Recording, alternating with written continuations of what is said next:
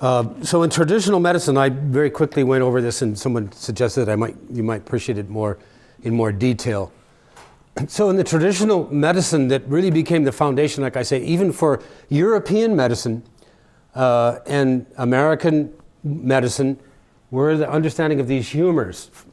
And from the Islamic point of view, first of all, jumping off from the basic dyad we find in the Quran, samawati wal ard, heaven and earth.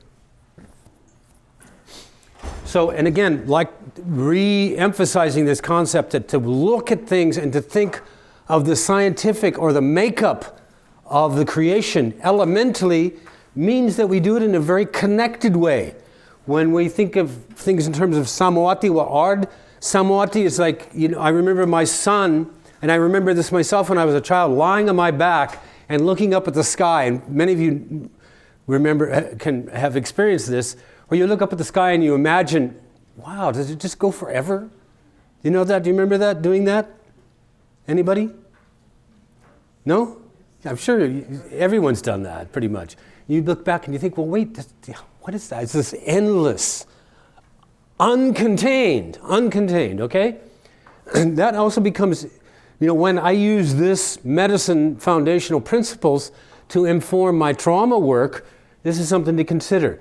Uncontained, endless, not contained, earth hard. That's what we all learn experientially through gravity. I mean, every single one of us as a child, bam, we fall down and we experience the solidity of the earth. So right there, we begin to learn, or flying through space, or jumping, or falling. All of these elements come into play. The experiential they come into and begin into play and begin to inform us in our basic foundational way of experiencing life. So traditionally, the elements that you find, the two upper elements, and they were usually classified as having a natural position. And the natural position for fire is uppermost, high. Its inclination is to want to rise. Fire wants to go up, just like heat rises, right? All of the things contained up there in the higher atmosphere, if you will, from a traditional point of view, were fire. Scent let me give you an example. Scent from flowers. Scent from flowers. There's a, modern, how many of you are familiar with or use aromatherapy? Aromatherapy is the view from in the traditional model of aromatherapy is very different than kind of the way it's understood today. Because I hear people say, well, I'm going to give you some scent and apply some scents to help, some scent to you to help you ground. Now, there's some truth to that, but from a traditional point of view, most aroma is fire. Most aroma is collected by attar. Attar is the essential oils that evaporate when you evaporate and you distill a fluid. What rises with that fluid, if the pharmacists, this, the attar, the higher aspects of that, flower, plant, whatever, alcohol, it rises first and it's collected. So it's a more fiery. Alcohol is the fiery aspect. Alcohol is fire water, in fact. And traditional peoples call it fire water because they recognize that it's fire contained in a liquid form, or water and fire mixed. So all aroma is basically fire in nature. Its realm is the samawati. It's not. Now there are degrees. There are more earth scents, vetiver, civet, amber, musk, sandalwood gets a little bit more up there, starts rising up. Sandalwood is a little more aromatic, aromas, and then, the higher flowers, rose, and these are higher frequencies in perfumery. They describe it as frequencies. Low notes, medium notes, high notes. Earth notes, spice notes, flowery notes. These are used. And then in perfumery, the science of perfume, they blend them very carefully with high notes. Camphor is up very high, right?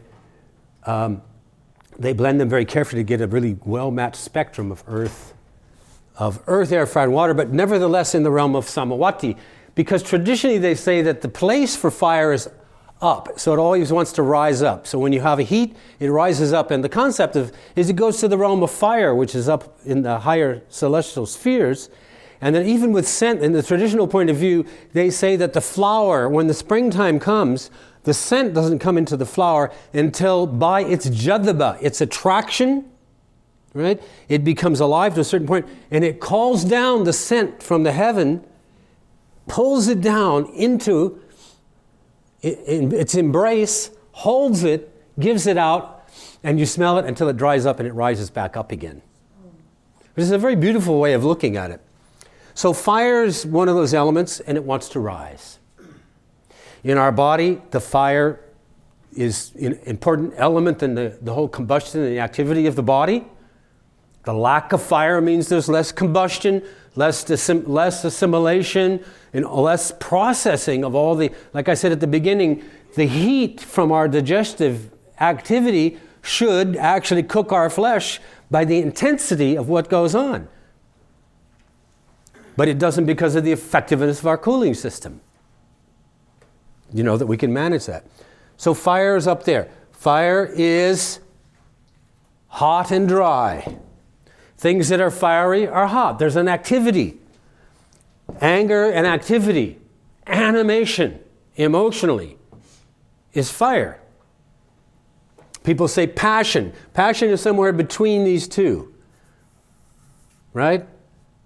Because this is more typically an anger and fieriness, a fiery personality. And these terms used to be used in the English language. Summer is the season that corresponds to it.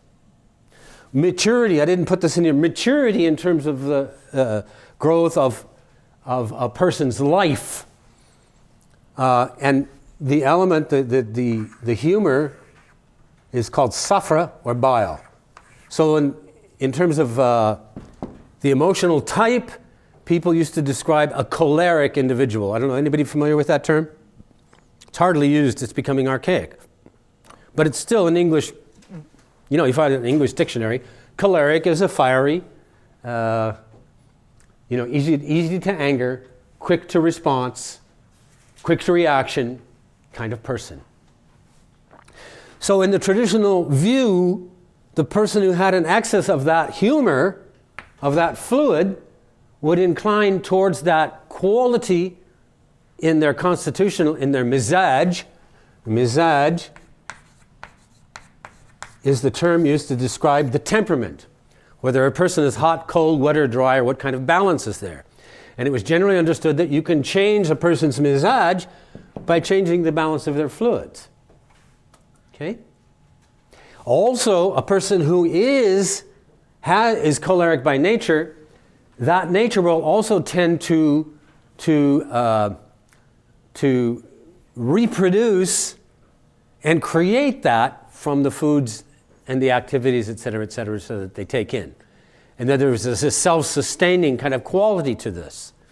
The cold and dry person or the cold and wet person, because they're cold and wet, the way they process food, the way they live their life will tend to be in that direction and will tend to make them more cold and dry or cold and wet. Yeah?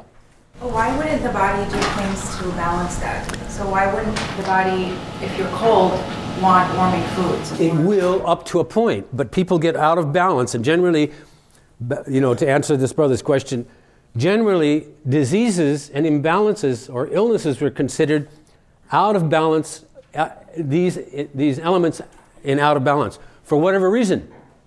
It can come from things that happen to you in your life. It can come from constitutional inclinations. There are things that have to do with, from a traditional point of view, that have to do with living in a certain place and the climate affecting you. For example, someone from Calcutta who lives in Sweden has to make some sort of jump there in terms of repositioning, because a person from Calcutta has a certain mizaj based on generations of being in more an equatorial place, or from Sudan, an equatorial place, and if they go live in a temperate climate where it's very cold or snowy, they have to adjust. And then particular things that happen in one's life, various traumas, et cetera, illnesses, can throw a person off of balance. Now,